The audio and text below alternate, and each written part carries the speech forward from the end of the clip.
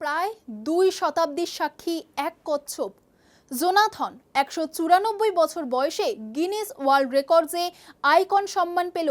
বিশ্বের সবচেয়ে বয়স্ক জীবিত স্থলচর প্রাণী হিসেবে তার এই স্বীকৃতি ঘিরে বিস্ময় বিশ্বজুড়ে।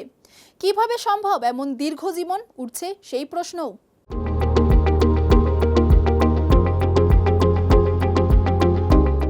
বিশ্বে দীর্ঘজীবী প্রাণীদের মধ্যে নতুন ইতিহাস গড়েছে একটি কচ্ছপ। জোনাথন নামে এই কচ্ছপকে আনুষ্ঠানিকভাবে গিনেস ওয়ার্ল্ড রেকর্ডস আইকন হিসেবে সম্মান জানিয়েছে। ধারণা করা হয় জোনাথনের জন্ম 1832 সালের কাছাকাছি সময়ে। সেই হিসেবে বর্তমানে তার বয়স প্রায় 194 বছর। সে এখন বিশ্বের সবচেয়ে বয়স্ক জীবিত স্থলচর প্রাণী হিসেবে পরিচিত। এই বিরল রেকর্ডের জন্যই তাকে বিশেষ স্বীকৃতি দেওয়া হয়েছে। জোনাথন একটি সেসেলস জায়ান্ট কচ্ছপ প্রজাতির অন্তর্ভুক্ত। সাধারণত এই প্রজাতির কচ্ছপের গড় আয়ু প্রায় 150 বছর, কিন্তু জোনাথন সেই সীমা অনেক আগেই ছাড়িয়ে গেছে। দীর্ঘ সময় ধরে বেঁচে থাকা এই কচ্ছপ বিজ্ঞানী এবং গবেষকদের কাছেও আগ্রহের বিষয় হয়ে উঠেছে।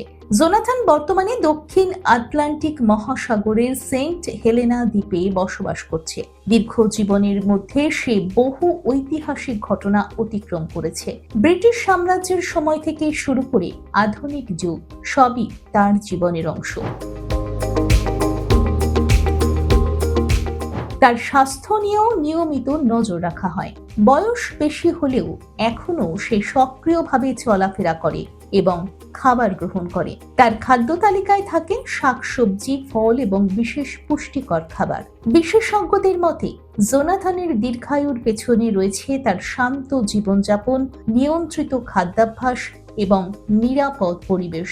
এই ঘটনা মানুষকেও দীর্ঘ ও সুস্থ জীবনের বিষয়ে নতুনভাবে ভাবতে সাহায্য করে।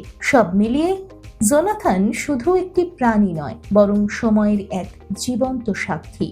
তার এই অর্জন বিশ্ব জুড়ে মানুষের মধ্যে কৌতূহল ও বিস্ময় সৃষ্টি করেছে।